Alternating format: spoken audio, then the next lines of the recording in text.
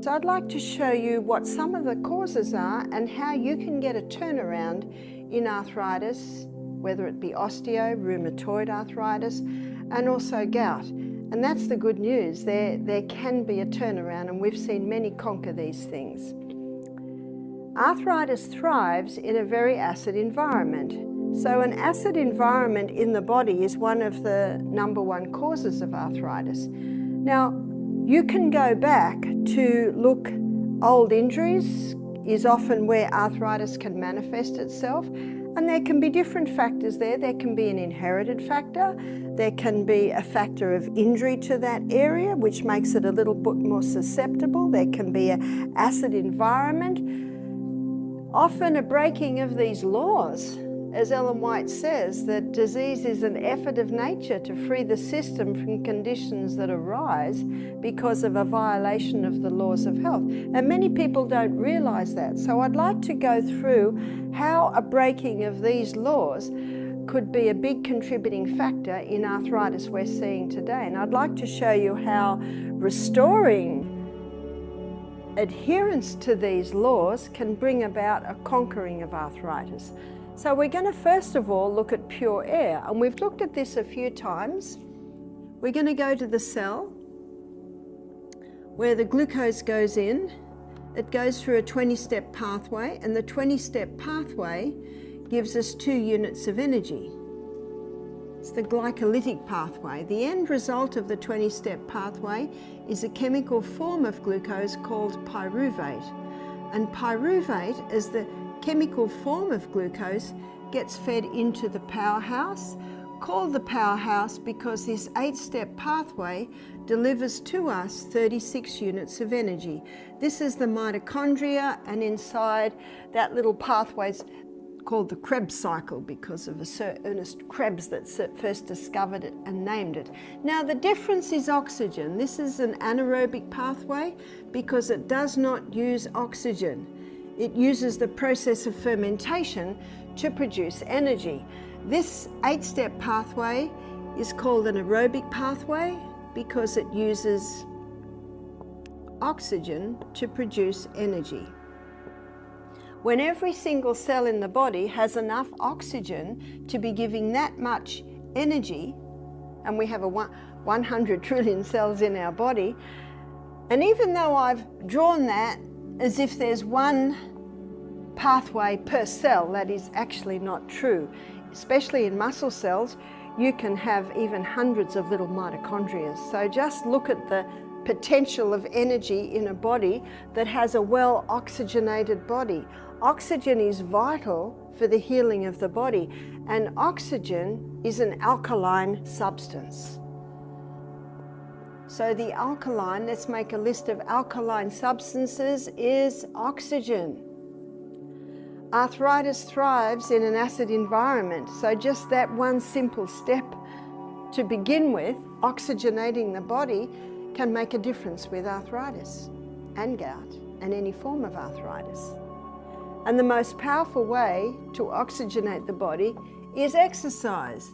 So let's go straight over to the 5th law, because that's intimately connected with oxygen.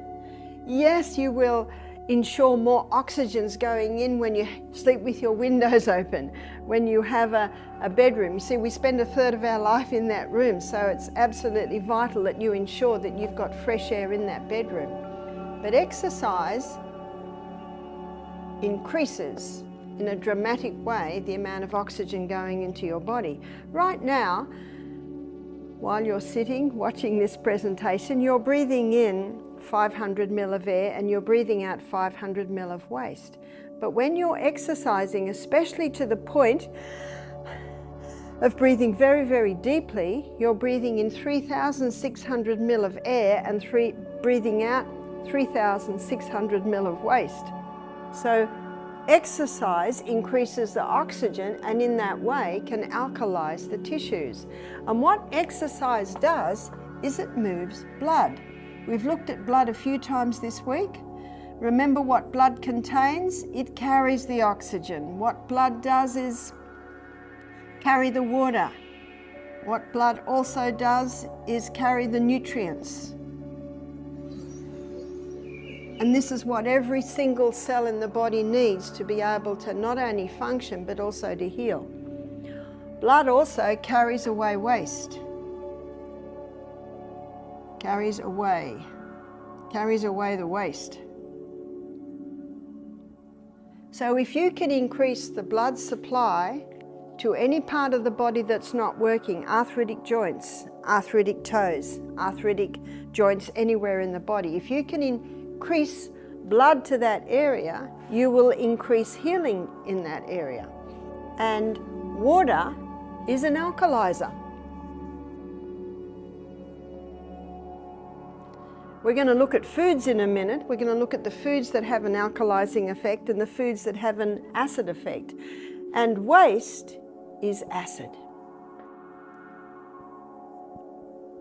So getting blood into the joints of an arthritic or a gout person, you're immediately bringing in two powerful alkalizers, which is the oxygen and the water, and you're carrying away one of the biggest acidic forming substances, which is waste. Every body fluid in our body should be alkaline, and it is, except for the stomach. That should be acid because we need the acid to break down our food. That's how protein breaks down, under the effect of the acid enzymes in the stomach. It denatures the protein or breaks it down to smaller particles. So your stomach should be acid and everything else alkaline, but the waste as it comes out, all your body's waste, has an acid effect. So moving blood into the area is vital in the recovery of arthritis. And the person might say, "You don't understand, Barbara, my body, I'm in so much pain, my body can't move." Well, you got to find out how to make it move. And one of the easiest types of exercise for someone who has stiff, painful joints is swimming. What swimming does is it's weightless, so that can be good, and you can start moving the body in the pool. And if you can't swim, you can get a kickboard or you can stay near the edge, but you've just got to move that body. That body must move. Another non-jarring exercise is the rebounder. And you can start with the rebounder, just this, what I'm doing right now is called the health bounce. And you can do that on the rebounder. And on the rebounder, you've got a springing action. You've got a shock absorber action in that mat. And as you master the art of the health bounce, then more and more you can start jumping a little bit more. Another low impact exercise, because with painful joints you don't want impact. Another very low impact exercise is the exercise bike. Especially good for people who are they don't balance very well. But what the rebounder does, so we'll look at the rebounder here. The rebounder, it stimulates your lymphatic system, and your lymphatic system stimulates the removal of waste from the body. The lymphatic system is your internal vacuum cleaner. And part of a proper functioning body is eliminating the waste. Isn't that part of a proper functioning house? You eliminate your waste every day. You've got to get that waste out of the house. Well, that's what your lymphatic system does. Your lymphatic system sweeps away waste from the tissues and dumps it into, it can be eliminated out via your skin in perspiration, it can be urinated out, and it can come out via your colon. So they're the organs of elimination that are the most prominent at eliminating waste. We've got to get that waste out because it's an acid waste. So the lymphatic system cleans the waste from the tissues, dumps it into the blood, and then the blood carries it away to the organs of elimination. So that process is vital in arthritis, because remember, we're trying to alkalize the joints, alkalize the body. When blood rushes into those arthritic joints, it's bringing life to the area. It revives the area. And exercise moves the blood. The other thing that moves the blood, and we talked about this in our pain presentation, is hot and colds. So hot and cold application. So the hot and cold applications can be done by immersing the hands in little baths for hot and cold, or bowls. It can be immersing the feet. If it's in the hip area, then hot compresses alternated with cold compresses can be used, and that can be hot towels twisted and dipped into boiling water and then twisted, wrung out, folded over. You always put, say it's the hip, you always put a dry towel there and then put that hot steaming towel there and then put a blanket over it. If it's too hot, lift it up and just wipe the skin, put it down. Keep putting it down till the person can handle the heat. And then you leave it there for 3 minutes. So it's 3 minutes hot and 30 seconds cold. After 3 minutes, things start to slow down with the hot application. And so then you take the hot off and go over to the cold. And after 30 seconds, things start to slow down. So you're using the stimulating effect of your hot and colds. So the 3 minutes hot and the 30 seconds cold, that's the stimulating times. And you do this 3 times. So again, that's a powerful mover of blood into the area. And what you will also find is that can bring great relief to pain in arthritic joints. We're alkalizing the area, we're aiming to get more blood into the area to bring more healing. To ensure that the blood has enough water, it's important to drink adequate water. So water, 8+ glasses a day. If you're used to 3 glasses of water a day, start drinking 4, then start drinking 5, and then start drinking 6. A lot of people, especially elderly people, don't want to drink water because they don't want to have an accident, or they don't want to have to rush to the bathroom and maybe not make it. So there is a way to drink water that will certainly lessen that, and that is little by little by little. Don't drink a whole glass at once. Drink 1/3 of a glass at a time, or 1/4 of a glass at a time, or a 1/2 a glass. Do an experiment one day and have a mouthful of water every 5 minutes, and just see how much water you consume in a day just by doing it little by little by little by little. So the water is important to drink, and the water is also important out, and that's your hydrotherapy. Also, people may find that they can do this hot and cold in the shower, especially if you have a shower head that you can move. If it's the hip, you can do hot, cold, you can move it around like that. So looking at what alkalizes, we're also looking at food. So what are the most alkalizing foods? So we're going to make an alkaline list of foods and an acid list in foods.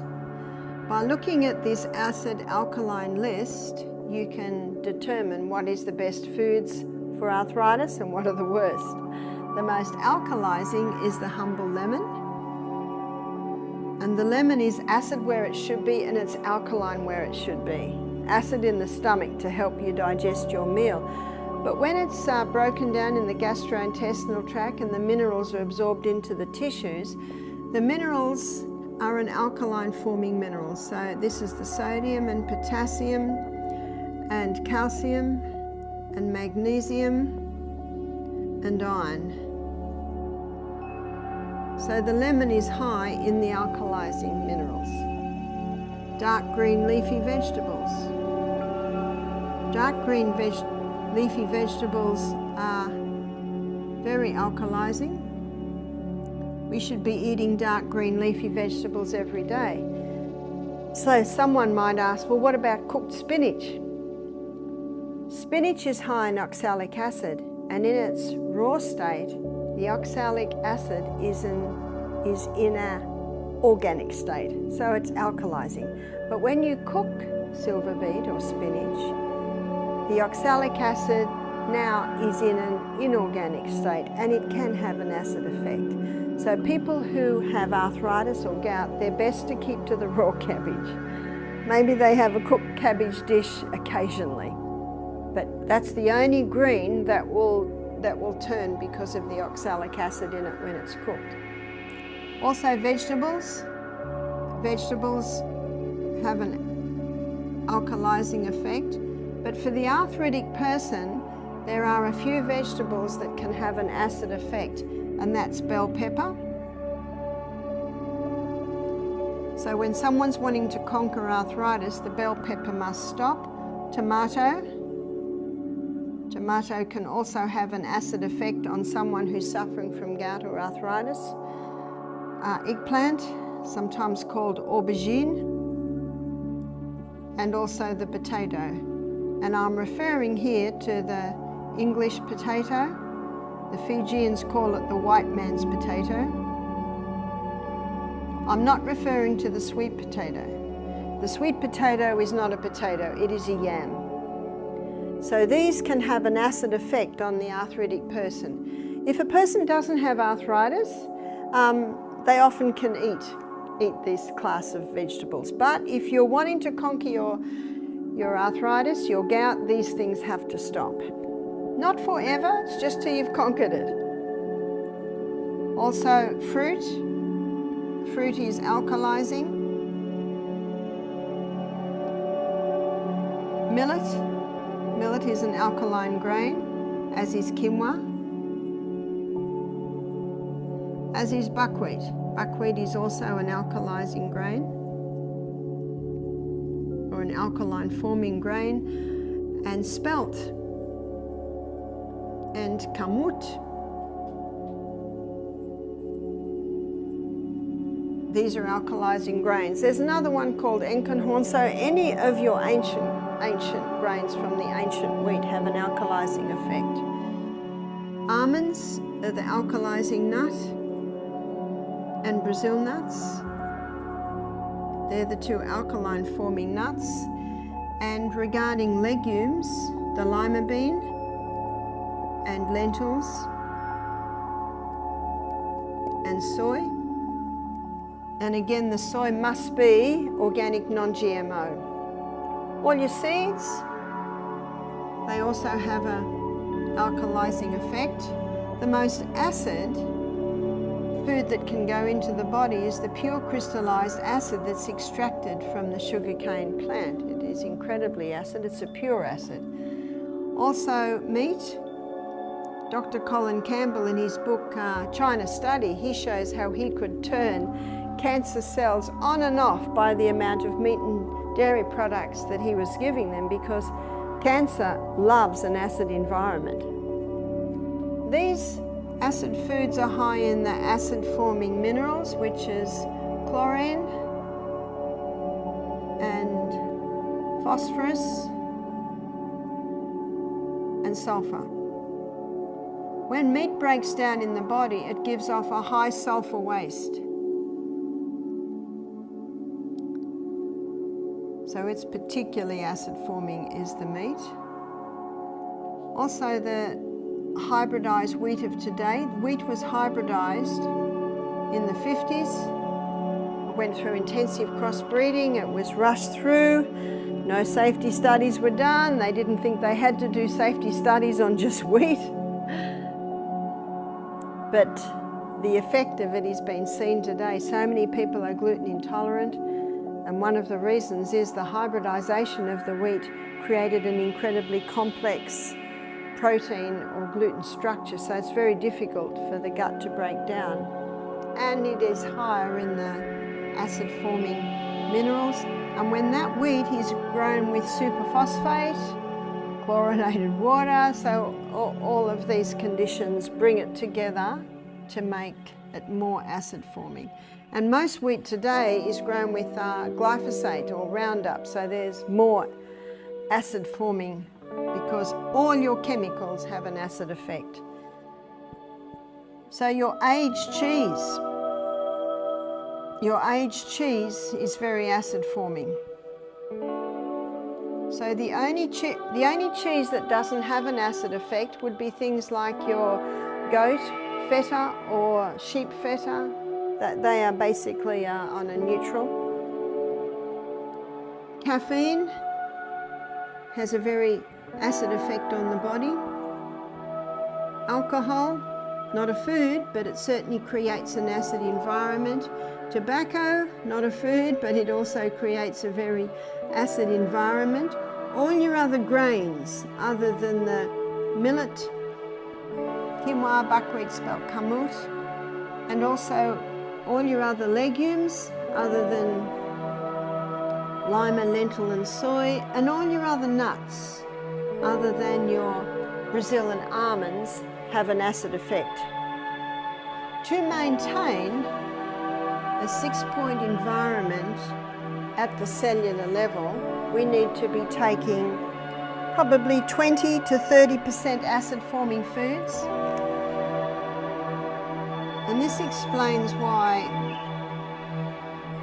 because some people see this and say, does that mean I can't eat rice? Well, you can eat rice. Yes, it is an acid grain, but you need a little acid. So it's not that they're totally out, but this 20 to 30% ideally should come from this little section here.